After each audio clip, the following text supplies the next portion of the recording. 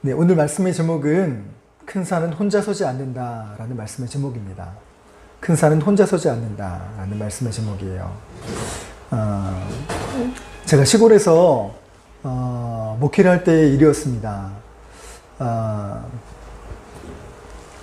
그 시골에는 그 화학교회에서 사역을 했었는데, 이 화학교회는 화학산이라고 있는 그 산 바로 뭐 중턱까지는 아니지만 그 산자락에 산세 바로 밑에서 사역을 했습니다.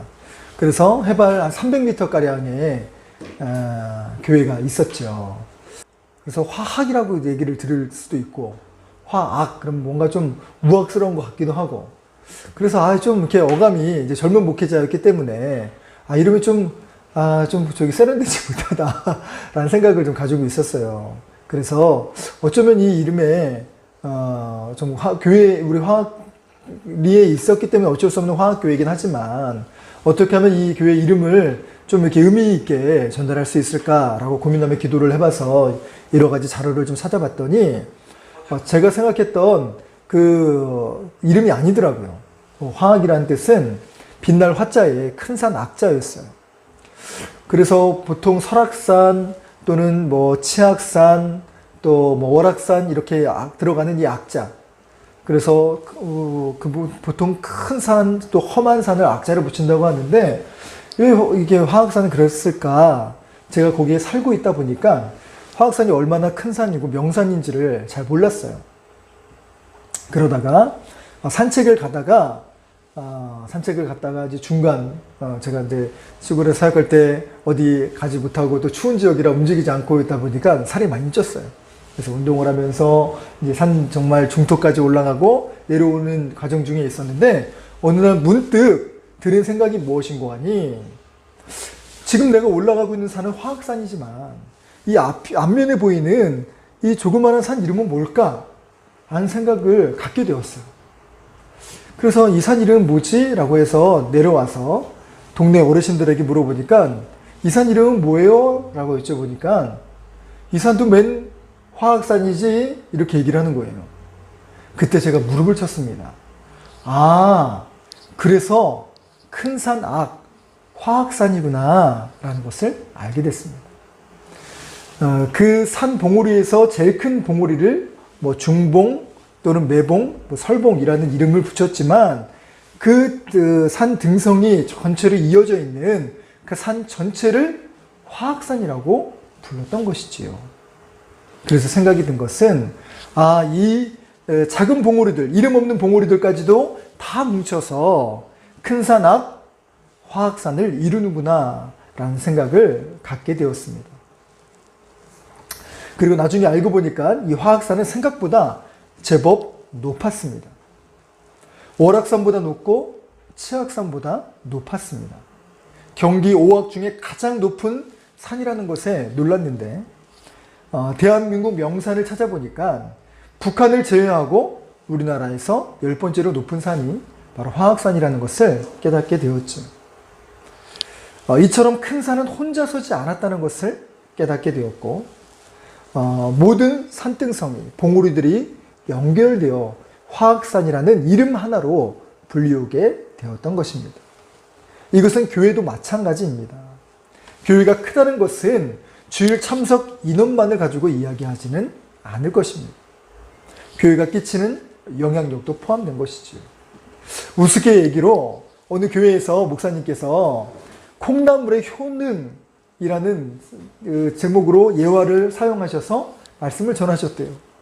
근데 놀라운 거는 그날 저녁에 그 주변에 있는 그 마트에 콩나물이 동이 났답니다. 그 정도로 영향력이 있는, 주변을 그렇게 정말 영향을 끼칠 정도로 있는 교회들이 큰 교회라는 것이죠. 그리고 정말 그런 영향력뿐만 아니라 선한 영향력, 주님을 위하여 살 수 있는 그 거룩한 큰 일들을 진행하는 교회가 큰 교회가 아닐까 싶습니다. 그런 면에서 우리 교회는 참으로 작은 교회입니다. 그러나 주님을 향한 소망과 또 큰 비전을 품고 있다 보면 정말이지 하나님을 위해 큰 일을 하는 교회가 될 줄로 믿습니다. 또 주변 사회에 아름다운 영향을 끼치는 교회, 정말 없어서는 안 되는 그런 교회로 자리매김하기를 소망합니다. 그러나 이 모든 일들에는 사랑의 수고가 없이는, 또 믿음의 헌신이 없이는 불가능한 것 또한 마찬가지입니다. 그런 의미에서 오늘 본문을 살펴보면 이 믿음의 수고, 사랑의 헌신을 했던 사람들 이야기가 나오고 있습니다. 그래서 오늘 우리에게 주시는 이 메시지를 품어가며 하나님께서 우리 교회를 향한 놀라운 비전을 세워가고 또 이뤄가는 복된 시간이 되기를 소망합니다. 그럼 오늘 본문을 살펴보도록 하겠습니다. 1절의 말씀을 보면 내가 너희와 라오디게아에 있는 자들과 물은 내 육신의 얼굴을 보지 못하는 자들을 위하여 얼마나 힘쓰는지를 너희가 알기를 원하노니. 여기서 말하는 너희라는 것은 골로새 교회를 이야기합니다. 사실 이 골로새 교회는 바울이 세운 교회가 아닙니다. 그럼에도 불구하고 바울은 왜 골로새 교회에게 이렇게 편지를 보내어 신앙의 권면의 메시지를 전하고 있는가 하면 바로 바울의 전도의 열매이기 때문에 그렇습니다. 바울은 에베소 교회에서 복음을 전할 때에 에바브라라는 사람에게 복음을 전하여서 그가 주님을 영접하고 주의 일꾼이 되었습니다. 나중에 이 에바브라가 자신의 고향으로 돌아가 이 골로새 교회에 세운 교회가 바로 골로새 교회였지. 그런데 이렇게 세워진 교회에는 문제가 생기기 시작했습니다. 그 문제가 무엇인고 하니 이단의 문제였습니다.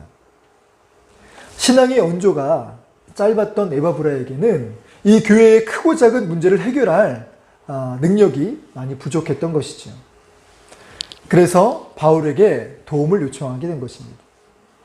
이때 바울은 감옥에 갇혀 있었게 되는데 편지를 쓰며 이 골로새 교인에게 믿음을 권면했던 것입니다. 그 편지가 바로 옥중 서신 중의 일부요, 바로 골로새서인 것입니다. 본문에 언급된 이 라오디게아는 골로새로부터 서북쪽으로 무려 한 17km 정도 떨어져 있는 그런 곳에 위치해 있습니다. 적어도 걸어서 4시간이나 되는 이 교회였는데 이 성도들을 향하여 바울은 믿음의 수고를 하며 세워갔다라는 말씀을 전하고 있습니다. 그리고 5절의 말씀처럼 이는 내가 육신으로는 떠나 있으나 심령으로는 너희와 함께 있어 너희가 질서 있게 행함과 그리스도를 믿는 너희 믿음이 굳고 난 것을 기쁘게 봄이라 라고 전할 정도로 언제나 마음만은 당신과 함께 있습니다 라는 이 진심을 전하고 있었던 것이지. 이런 믿음의 수고를 바울이 감당을 하면서 초대교회들이 세워지게 되었던 것입니다. 이처럼 우리는 아담 이후로부터 크고 작은 수고를 하며 살게 되었습니다. 그러나 사람마다 어떤 수고를 하느냐 따라 인생이 달라지게 됩니다. 어떤 사람은 수고는 하지만 괴롭고 또 힘든 수고를 하는 사람이 있는가 반면에 또 어떤 사람은 그 수고로 인하여서 다른 사람들이 풍성해지고 그로 인해 많은 유익과 또 영향을 끼치는 사람도 있긴 합니다. 이처럼 바울 사도가 보낸 이 수고가 바로 그런 수고인데 그러면 세상에는 어떠한 수고가 있는지 한번 살펴보도록 하겠습니다. 첫 번째는 슬픔으로 가득한 수고가 있다는 것입니다. 시편 90편 10절의 말씀을 보면 우리의 연수가 70이요 강건하면 80이라도 그 연수의 자랑은 수고와 슬픔뿐이요 신속히 가니 우리가 날아가나이다 라고 기록하고 있습니다. 살기 위해 어쩔 수 없는 수고, 기쁨은 없고 부담만 가득한 수고가 있다는 것입니다.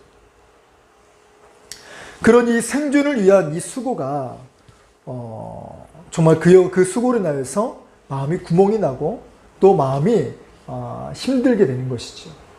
이 에너지가 떨어진 것을 정말 하나님으로 채워야 되는데 그렇지 못하니까 음주와 가무 그리고 향락으로 채우려다 보니까 계속해서 구멍이 나고 또 그 갈급함이 사라지지 않게 되는 것입니다. 두 번째 수고는 헛된 수고가 있습니다. 열심히 일을 합니다. 뒤를 돌아보지 않고 최선을 다하기도 합니다. 그렇게 이마에 땀을 정말 내며 온 힘을 다하여 수고를 하지만 앞서 드렸던 예언과 같이 그것이 하고 나면 헛된 수고만으로 끝나게 되는 경우가 있습니다. 그래서 이런 대표적인 예를 든다면 바로 시지프스 이야기를 드릴 수가 있습니다. 이건 그리스 로마 신화의 한 내용인데요. 이 시지프스라는 사람은 인간 중에서 가장 교활한 사람으로 이야기되고 있습니다. 어느 날 제우스가 아이기나를 유기하는 것을 이 시지프스가 목격을 했다고 합니다. 그래서 이것을 아이의 아버지에게 알려주었는데 이에 화가 난 제우스가 죽음의 신을 보내서 이 시지프스를 가두게 합니다. 그러나 나중에 이 죽음의 신에게 풀려나면서 시지프스는 저승으로 가야만 하지만 죽음을 예감한 그는 아내에게 이런 부탁을 합니다. 장례식을 치르지 말아 주십시오. 그렇게 이야기를 했더니 나중에 시간이 지나서 왜 시지프스가 올라오지 않지? 라고 이야기를 하니까 나중에 죽었다는 것을 알게 되죠. 그 죽음의 신은 이 시지프스에게 좋은 호의를 베푸게 됩니다. 그 호의가 무엇이냐? 땅에 잠깐 내려갔다 오는 기회를 주죠. 근데 이 기회를 역이용해서 이 시지프스는 땅에서 아주 오래 살게 됩니다. 나중에 속았다는 것을 알게 된 이 죽음의 신은 이를 향하여서 매우 무서운 형벌을 내리게 됩니다. 그 형벌이 우리가 잘 아는 뾰족한 정상에 바위를 굴려놓는 것입니다. 바위를 정말 그야말로 경사진 언덕으로 올리는 것도 힘든 일인데 그렇게 올라간 정상에는 세울 수 없기 때문에 또다시 굴러떨어지는 것이죠. 그래서 제일 정말 이것이 끝나는 일은 뭐냐면 정상에 그 바위를 올려놓기만 하면 그 일이 끝나는 거예요. 그런데 뾰족한 그 정상에는 바위를 올려둘 공간이 없다는 것이죠. 이렇게 영원히 이 힘든 고역을 반복하면서 받는 형벌이 바로 시지프스의 형벌이지. 이러한 형벌이 바로 헛된 수고가 아니겠습니까? 시편 127편의 말씀을 보면 집 짓는 자의 수고가 헛될 때가 있다고 하고 또 성을 지키는 파수꾼의 그런 수고가 헛될 때가 있다라고 시편 기자는 노래하지요. 일찍 일어나 늦게 누우며 수고의 떡을 먹는 것도 헛될 것이라고 이야기합니다. 이것은 목표나 목적이 없는 것은 아니지만 그 결과가 이렇게 허무하게 또 아무런 결과 없이 끝나게 되는 것을 말합니다. 이런 대표적인 경우를 오늘날의 모습으로 보게 된다면 정말 그야말로 음지에서 일어나는 악독한 범죄들이 마찬가지입니다. 지금 당장은 그들이 수고가 무엇입니까? 사람들에게 돈을 훔치고 빼앗고 또 등쳐먹는 그런 수고가 있겠지. 가슴을 떨려 하면서 또 내가 걸리면 어떡하지? 라고 하는 그 마음으로 사람을 속이며 그렇게 돈을 갈취하지. 그러다가 걸리게 되면 그 형벌은 이루 말할 수 없을 것입니다. 이것이 바로 헛되이 수고하는 것입니다. 세 번째로 주를 위한 수고가 있다는 것입니다. 이 수고는 눈에 보이지 않는 어떻게 보면 애매한 수고이지.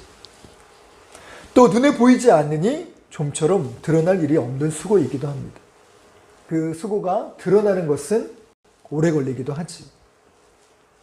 그러나 그 어떤 수고보다 가장 고귀하고 중요한 수고가 바로 이 영의 수고입니다.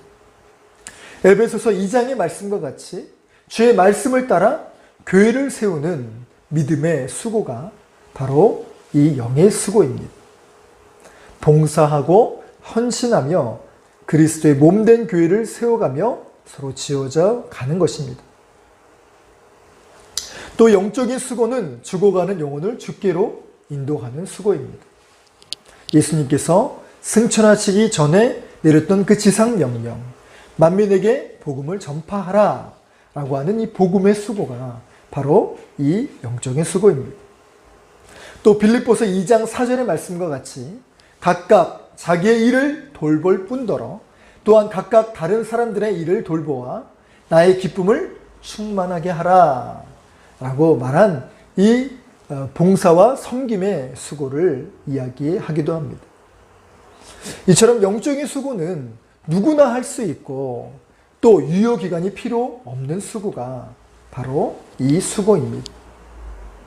바울 사도는 이러한 수고를 힘써 하기를 소망한다 라고 말하며 골로새서 1장 29절에 이렇게 말하고 있습니다. 이를 위하여 나도 내 속에서 능력으로 역사하시는 이의 역사를 따라 힘을 다하여 수고하노라. 그래서 빌립보서 2장 16절에 바울 사도는 또 이렇게 고백합니다. 생명의 말씀을 밝혀 나의 다름질이 헛되지 아니하고 수고도 헛되지 아니하므로 그리스도의 날에 내가 자랑할 것이 있게 하려 합니다. 여러분, 믿음의 수고는 헛수고가 아닙니다.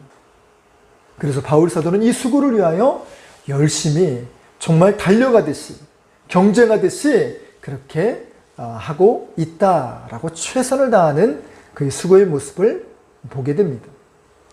우리 히스토리 교회 모든 성도님들도 하나님께서 기억하시는 수고, 그리고 그 수고로 많은 사람들을 정말 그야말로 세워가는 그런 수고의 삶이 되시기를 소망합니다.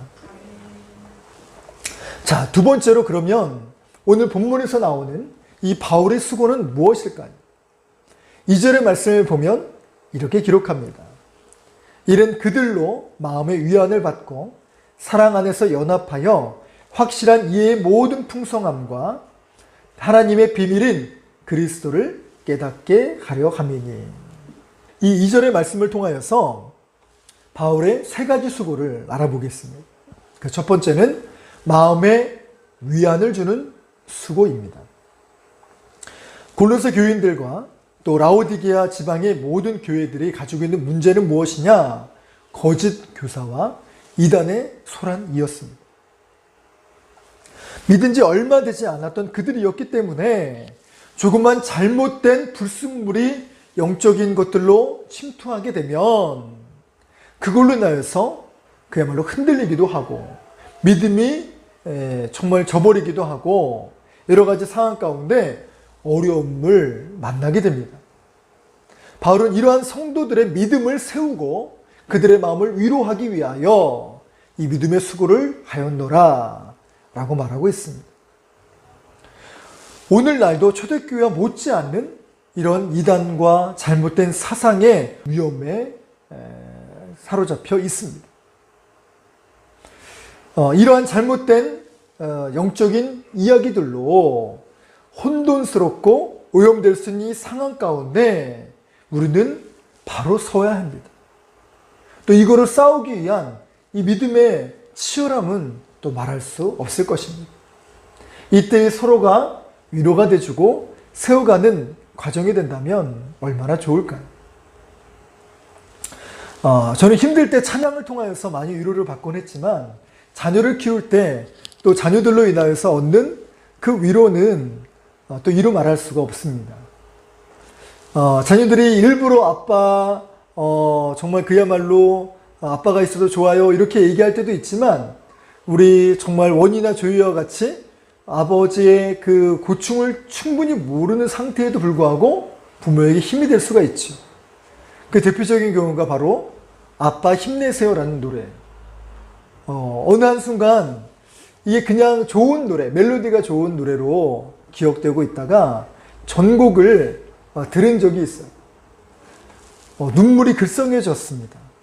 그 가사의 내용이 이렇습니다.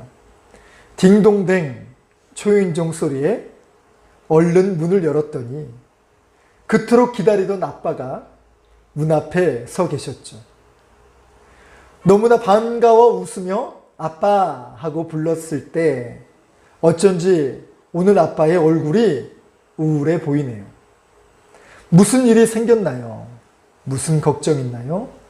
마음대로 안 되는 일 오늘 있었나요? 아빠 힘내세요. 우리가 있잖아요. 아빠 힘내세요. 우리가 있어요. 이 어릴 때 불렀던 이 아이들의 노래가 저에게 얼마나 큰 힘이 되고 위로가 됐는지 모릅니다. 똑같은 저희 아들, 딸인데 이제 중고등학교 또 초등 고학년이 되고 나서 이 아이들이 아빠 힘내세요. 우리가 있잖아요. 라가 아니라 아빠 있잖아요. 우리가 문제잖아요. 문제거리를 정말 던져주는 그런 상황이 될 때가 있죠. 물론 지금도 여전히 우리 아이들이 저에게 기쁨이요 힘이 되는 것은 마찬가지지만 어찌됐든지 자녀를 통한 그 위로와 격려의 메시지가 힘이 된다는 것이죠. 이처럼 믿음의 성도들이 서로 간에 힘이 돼주고 또 이런 메시지로 위안을 내준다는 이 아름다운 공동체가 된다면 얼마나 귀하고 또 하나님 보실 때는 얼마나 이뻐 보일까요? 그럼 우리 교회가 되었으면 좋겠습니다. 두 번째로 바울의 수고는 사랑 안에서 서로 연합하는 수고입니다. 사단의 특징은 가는 곳마다 분란을 조장한다는 것입니다.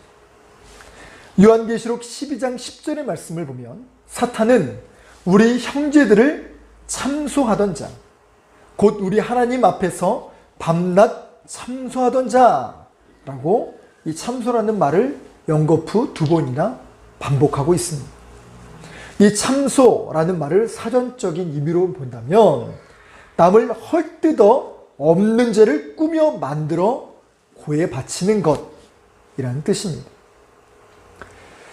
쉽게 얘기하면 서로 이간질해서 사이를 갈라놓는 것입니다. 이것은 사탄의 주 종목이자 또 주 전략입니다. 하지만 성령이 임하는 곳에는 언제나 연합이 있고 화합이 있습니다. 에베소서 4장 3절의 말씀을 보면 평안에 매는 줄로 성령이 하나 되게 하신 것을 힘써 지키라. 할렐루야. 연합된 것은 성령이 주신 것인데 이것을 지키기 위해서는 노력이 필요하다는 것이죠. 이 노력을 다른 말로 한다면 믿음의 수고가 필요하다는 것입니다.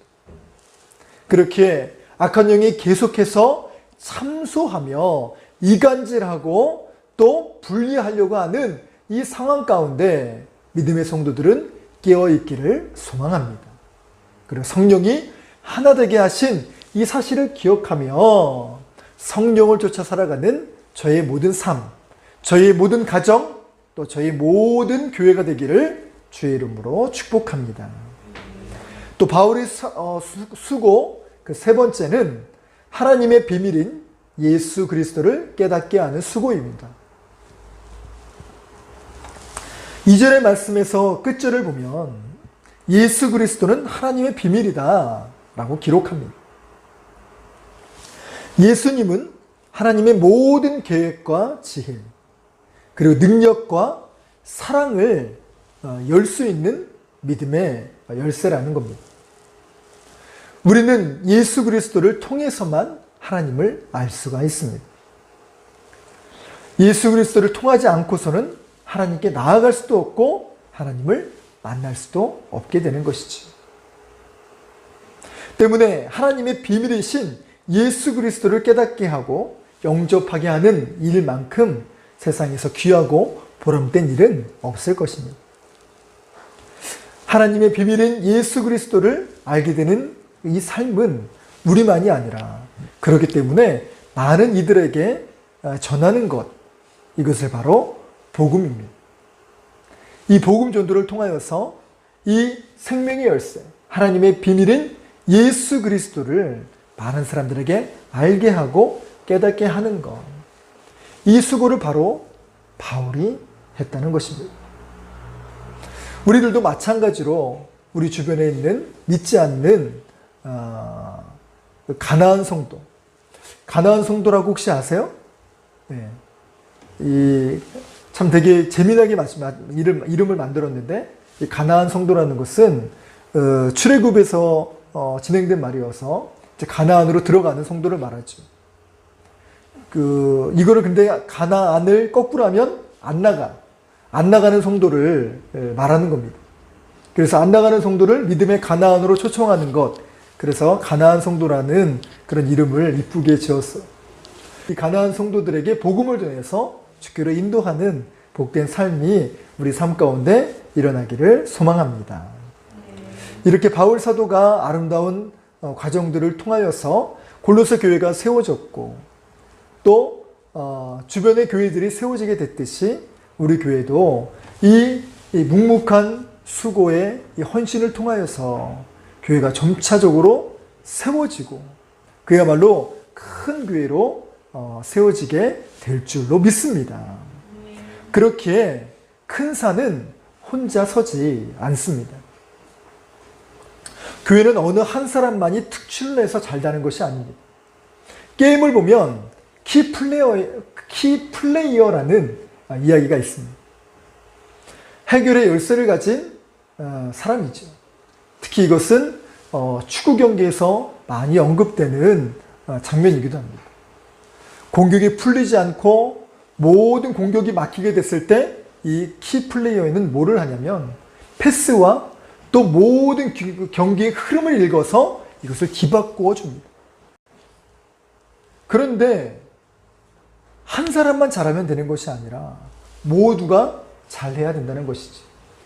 마찬가지로 교회도 어느 한 사람만 잘하는 것이 아닙니다. 더 정확하게 말한다면 정말 목회자만 일하는 것이 교회가 아니라는 것이죠.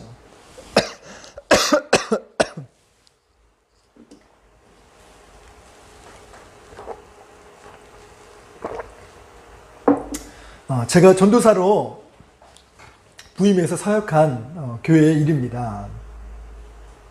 그 교회는 사역자 중심으로 일하는 교회였어요. 그렇다고 성도님들이 잘 안 따라주셨냐 하면 그런 것도 아닙니다. 정말 열심히 섬겨주시며 헌신하셨죠. 그런데 특이한 점은 사역자가 나서서 일을 하지 않으면 움직이지 않았다는 것입니다. 그래서 열심히 있는 성도들은 사역자가 가만히 있으면 와서 이야기해요.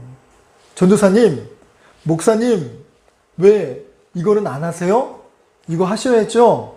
라고 이야기를 하시죠. 그러면 교회 행사를 할 때도, 야외를 나갈 때도, 체육대회를 할 때도, 기도회를 할 때도 언제나 사역자 중심으로 일을 해야 교회가 움직입니다. 그럼에도 사역자들이 같이 일을 하면 성도님들이 얼마나 일을 열심히 하시는지 모릅니다. 이것은 교회 성도님들이 잘못된 것이 아니라 교회의 전체적인 분위기가 그렇게 잡혀졌기 때문입니다. 그런데 제가 인천에서 부목사로 사역했을 때 깜짝 놀랐던 것이 있습니다. 그것은 사역자 중심으로 일하는 교회가 아니라 성도들 중심으로 일하는 교회였다는 것입니다. 이것은 사역자를 배제한 채 일하는 교회라는 게 아니라 사역자를 배려하는 사역들이 교회에서 이루어지고 있다는 것에 놀랐다는 것이지요. 그러면서 성도님들에게 말씀을 드리면, 목사님 설교 준비하시고 또 신방하시느라 분주하실 텐데 이 일들은 저희가 하겠습니다. 말만 그렇게 하시는 것이 아니라 실제로 각 부서마다 일들을 진행하시는데 얼마나 열심히 준비하시는지 1년 사역들을 1년 전부터 준비해요. 그래서 너무나도 철저히 준비합니다. 그래서 때로는 이런 것까지 준비하셨어? 또 사역자가 미처 알지 못하는 것까지도 준비하는 경우가 너무 많이 있었어요. 심지어 수련회를 가든지 아니면 야외 모임을 가든지 또 경로 또 효도 관광 같은 부분들을 각 부서에서 진행했는데 그 전에는 사역자들이 일일이 답사하고 또 계획을 짜고 이안, 이안, 삼안 해가지고 이것들을 진행을 했었어요. 그런데 그 교회는 평신도들이 답사를 갑니다. 한 번 가는 것도 아니고 2번도 가고 3번도 가요. 심지어 음식도 다 먹어봐요. 그렇게 해서 뭐 정말 그야말로 기념품이라든가 이런 가지도 다 가지고 와서 담임 목사님에게 보고를 하는 것을 보게 됐어요. 이런 숨은 노력들 하나하나가 모여서 그 교회의 근간을 이뤄가고 굵직한 뼈대를 세워가게 되는 것을 보게 되었습니다. 저는 이러한 교회가 건강하고 저력 있는 교회라 확신에 맞지 않습니다. 목회자만 일하는 교회가 아니라 성도들이 일하는 교회, 목회자만 부름받은 것이 아니라 하나님께서 세우신 성도라면 모두가 부르심받은 주의 일꾼으로 사역하는 교회, 그런 교회가 우리 교회가 되었으면 좋겠습니다. 아프리카에는 아주 도전되는 말이 하나 있습니다. 그 말의 유래가 이렇습니다. 아프리카 부족을 연구하는 인류학자가 있었대요. 그 학자가 어린아이들을 잔뜩 모아놓고 게임을 하나 제시합니다. 그 게임은 뭐냐면 저쪽에 나무가 있는데 그 나무 밑에 아주 싱그럽고 아주 풍성한 딸기 바구니 한 바구니를 갖다 놓는 거예요. 그러면서 여기서부터 출발해가지고 출발 시작하면 제일 먼저 달려가는 그 아이에게 이 딸기 아주 싱그럽고 달콤한 딸기를 풍성히 먹을 수 있도록 자기뿐만 아니라 가족들까지 먹을 수 있을 정도로 넉넉히 준비했답니다. 자, 이제 시작할 거야. 자, 준비 시작! 라고 했는데 제일 먼저 달려가는 아이들이 누구일까? 라고 인류학자가 생각했는데 그 예상이 아주 정말 그야말로 정말 팍 하고 깨지게 됐어요. 뭐냐면 아이들이 서로 막 달리려고 하는 것이 아니라 서로 손을 맞잡기 시작했어요. 그리고 함께 뛰기 시작했어요. 누구 한 사람 1등으로 가는 게 아니라 누구 한 사람 꼴찌가 되는 게 아니라 다 함께 1등을 하고 다 함께 꼴찌를 하기 위해 그대로 손을 붙잡고 가요. 너무 신기한 건 서로 약속이라고 할 듯이 서로 입을 맞춘 듯이 그렇게 달려가더니만 골인을 하고 또 정말 마치 그렇게 평소에 그렇게 했던 것처럼 둥그렇게 둘러앉습니다.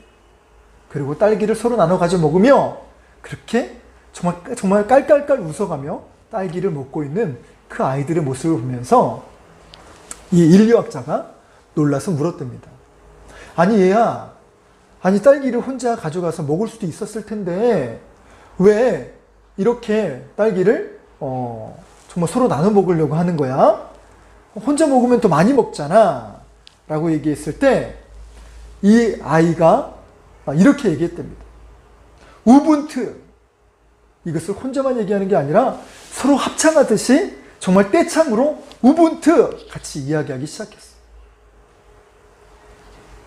그러면서 한 아이가 덧붙이면 이렇게 얘기를 해요. 제가 먹으면 나머지 다른 아이들은 슬픈데 나 혼자만 기분 좋을 순 없죠.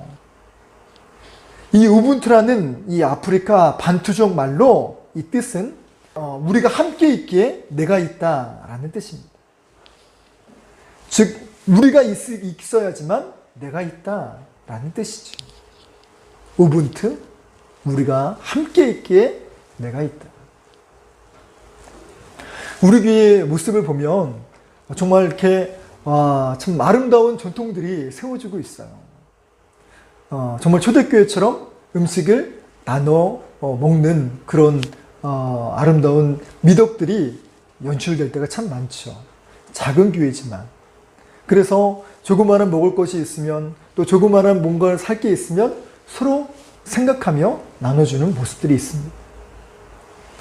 이것은 비단 먹는 문제뿐만이 아니라 우리의 기도가 연결되어져야 되고 또 이 정말 그야말로 믿음의 걱정들도 내일처럼 관심을 쏟는 것도 연결되는 것입니다. 이제 11월 1일부터 다니엘 기도회가 시작되었습니다. 이 기도회 기간 동안에 개인의 정말 간절한 기도의 제목이 응답받는 시간이길 소망합니다. 아울러 이 우분투, 우리가 함께 있기에 내가 있다. 영적인 우분투의 역할을 잘 감당해서 이 다니엘 기도회를 통하여서 서로 함께 기도해서 우리 교회가 있기에 우리 가정이 있다 라는 이런 아름다운 영적인 메시지로 마음에 새겨서 서로가 응답받고 또 교회가 세워지는 놀라운 믿음의 역사, 응답의 시간이 되기를 주의 이름으로 간절히 소망합니다. 그리하여 기도의 수고, 생명을 살리는 수고를 하심으로 우분투, 우리 믿음의 역사를 세워가고 써가는 우리 히스토리 교회 전 성도님들이 되시길 주 예수 그리스도의 이름으로 간절히 축원합니다. 이 시간 우리 하나님께 찬양드리며 오늘 들은 말씀을 새기는 시간을 갖기를 원합니다. 손잡고 함께 가세라는 찬양입니다.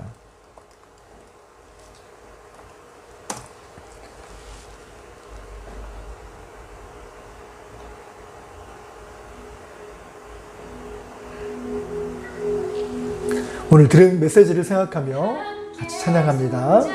고 가세 조금 느리고 어려울지라도 주님 부르신 그 감격 붙잡고 손잡고 함께 가세.